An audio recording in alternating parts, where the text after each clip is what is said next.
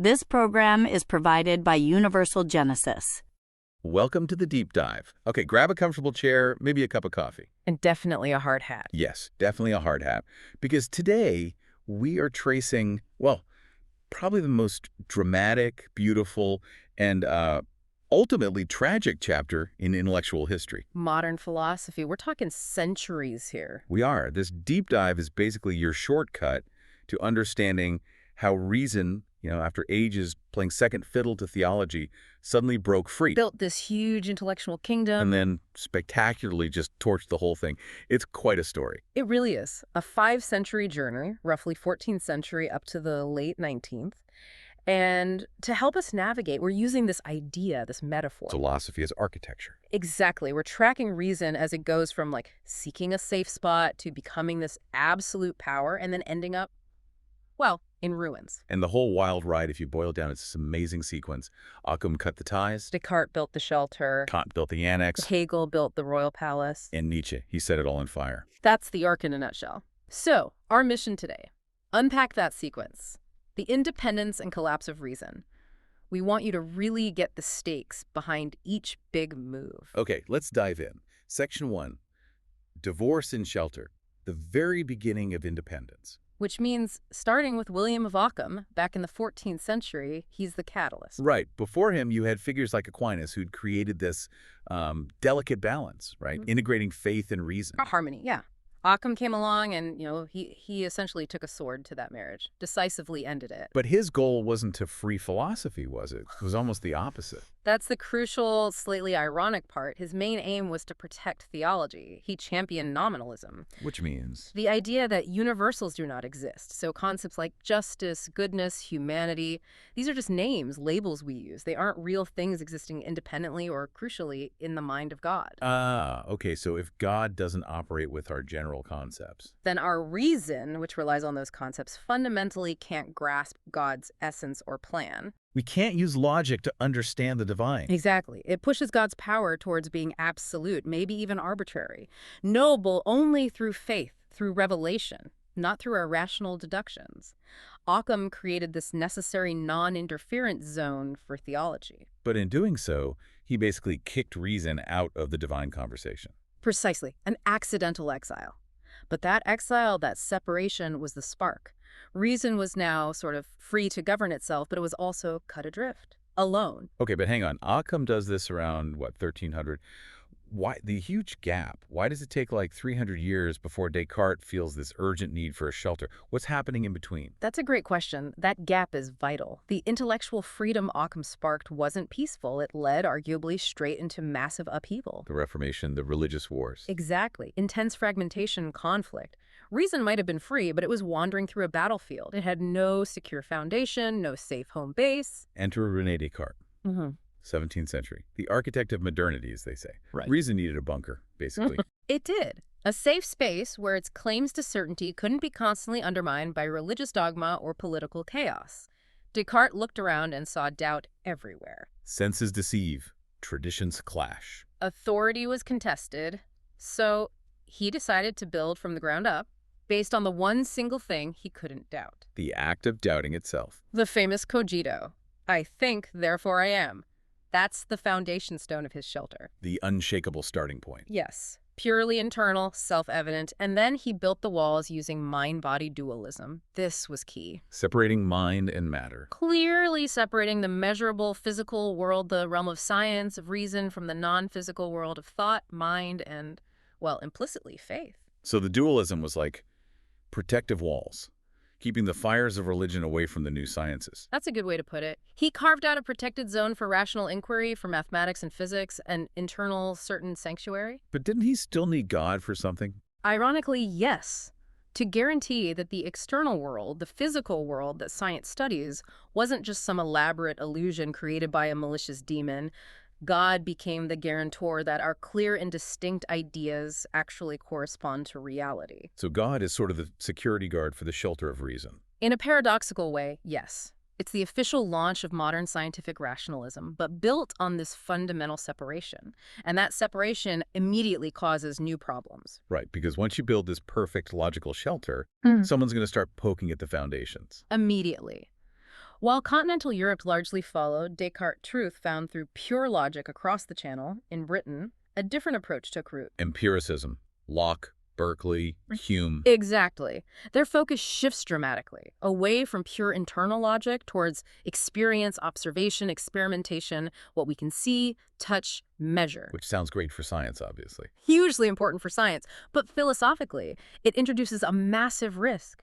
Reason got free from theology, yes, but now it's tied to the messy, uncertain world of human experience. And David Hume, in the 18th century, he's the one who really pushes this to a crisis point. Oh, absolutely. Hume is where the foundations of Descartes' shelters start to seriously crack.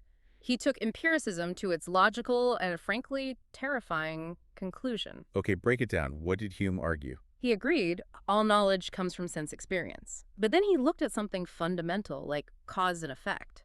We see event A, then event B again and again. We assume A causes B. Like flicking a switch and a light coming on. Right. But Hume pointed out we never actually see the causation. We don't observe the necessary connection, the force making B happen. We just see the sequence, one thing after another. Constantly conjoined, as he put it, the idea of cause, Hume argued, isn't a logical certainty we find in the world. It's just a mental habit, a psychological expectation built up from repeated experience. Whoa. So science, physics, which rely totally on cause and effect. They have no ultimate rational guarantee, according to Hume. They're based on custom, habit, not logical necessity. That feels like pulling the rug out from under everything. Reason is independent, but it can't even prove causality. Its own basis for certainty is just psychological. It was a potential catastrophe for the entire modern project. Kant himself said Hume woke him from his dogmatic slumber. If reason is that shaky, how can we build ethics, politics, anything stable? Something had to give. Enter Immanuel Kant, the great fixer-upper, late 18th century, responding directly to Hume.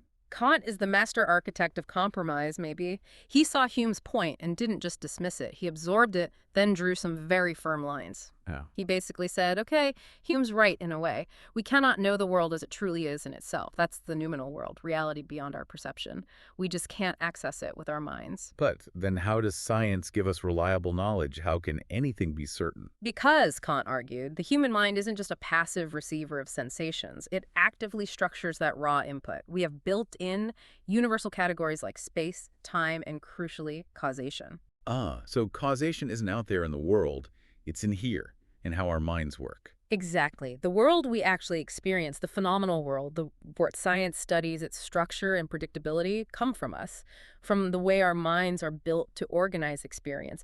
The certainty comes from the mind's universal rules. So he saved science by making reason a kind of universal organizing filter, but only for the world of experience. Precisely. And this is where the architectural metaphor gets really specific. Kant establishes this solid royal city of reason where science can flourish, built on these mental structures. But then there's the big but. What about God? Morality, free will, things beyond experience. Right. Since reason is now confined to the phenomenal world, those things reside in the unknowable noumenal realm. Can't prove them with pure reason. So what does he do? The annex, right? That's the annex, the secondary palace. For the sake of having a functional moral life, Kant says we must presume or postulate the existence of God, freedom, and immortality. We can't know them scientifically, but we need them practically as necessary assumptions for ethics to make sense. It's like a separate wing of the palace built on practical necessity rather than pure reason. Exactly. It keeps faith and reason coexisting, but strictly partitioned. Each has its own domain, they don't interfere. A brilliant compromise. But a compromise that puts a fence around reason. Right. He saved it, but he also limited its ultimate reach. He did. It was a necessary limitation, he thought, to avoid both Hume's total skepticism and the old dogmatic claims of knowing everything. But, you know, the moment you draw a boundary for reason... Someone's going to want to jump the fence. Or tear it down completely, which leads us straight into the 19th century. Section 3. The Kingdom and the Collapse, German Idealism. This is where things get really ambitious, right? Blowing the doors off Kant's annex. Absolutely. Kant had made reason powerful, but still sort of limited, structured. The idealists, starting with Fichte, weren't having it. They wanted reason to be active, creative, the source of everything. So Fichte looks at Kant's setup. And he focuses on the self. Kant separated the knowing self from the unknown thing in itself. Fichte essentially says, no, the root of everything, including reality, is the self as pure action, as self-activity. What does that mean, self-activity, like the mind creating reality? In a way, yes. For Fichte, the I isn't just observing, it's actively positing or creating both itself and the not-I, the world. It's an act of pure will, pure creative force. Reason isn't just a filter, it's the forge. It's making the world. Okay, that's a huge leap, from structuring experience to creating reality. It shifts everything. Reason becomes dynamic, foundational, so Fichte finds this creative will at the heart of things. And then Schelling comes along. And Schelling looks through that door Fichte opened and sees nature. He argues the split between mind and nature, subject and object, is wrong. Nature isn't just dead matter for us to analyze. It's alive, Yeah. spiritual. Yes. Nature itself is spiritual. It's the absolute or the self expressing itself outwardly. He saw this dynamic, unified flow between spirit and nature, paving the way for the ultimate system builder. G.W.F. Hegel, the man who builds the final Grand Palace. Hegel surveys the whole philosophical landscape, Occam's split, Descartes' shelter, Hume's doubt, Kant's compromise, Fichte's self, Schelling's nature, and sees it all as necessary steps. Steps towards what? Towards reason becoming fully conscious of itself, his goal. Tear down Kant's annex entirely and complete the royal palace of the absolute spirit. Okay, absolute spirit. Let's unpack that a bit for listeners. What does that really mean in practice? It means basically that everything, history, culture, art, religion, politics, the natural world, all of it is reason unfolding itself through time. Reality itself is a rational process. History is the autobiography of God or spirit coming to understand itself. Wow, so he's not just studying reality with reason, he's saying reality is reason in motion. Pretty much.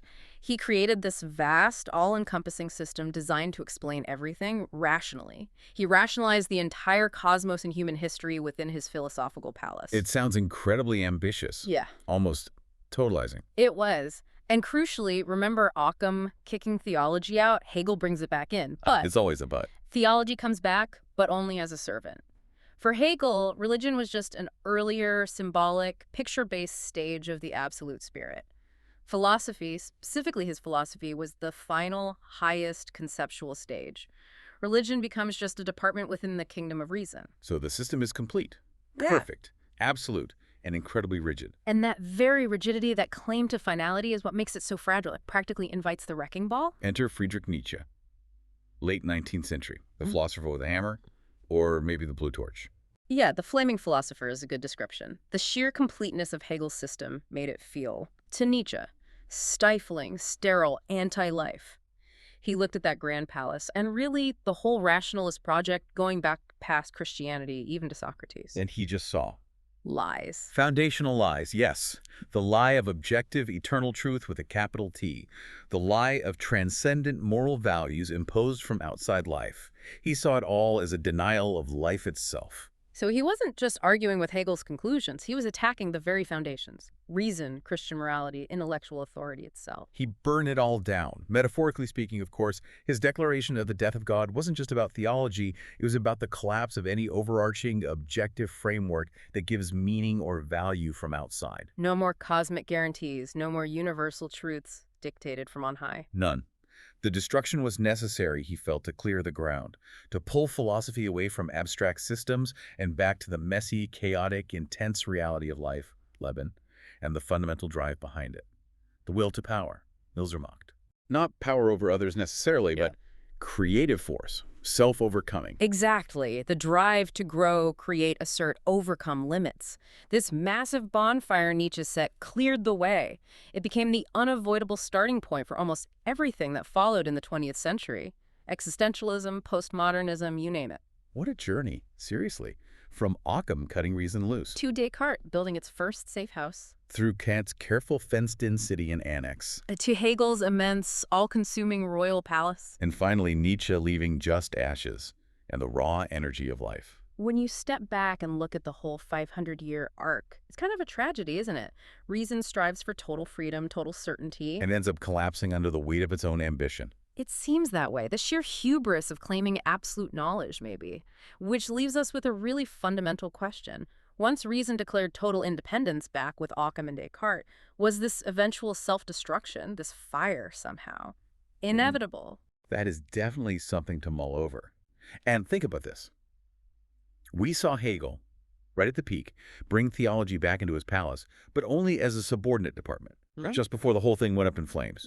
So what does that imply? What happens to any system of knowledge or even a society when its architecture becomes so rigidly rationalized that it tries to force everything else, faith, art, tradition, into being just minor functions within its own grand structure? Something for you to chew on as you navigate the currents of modern thought. This program is provided by Universal Genesis.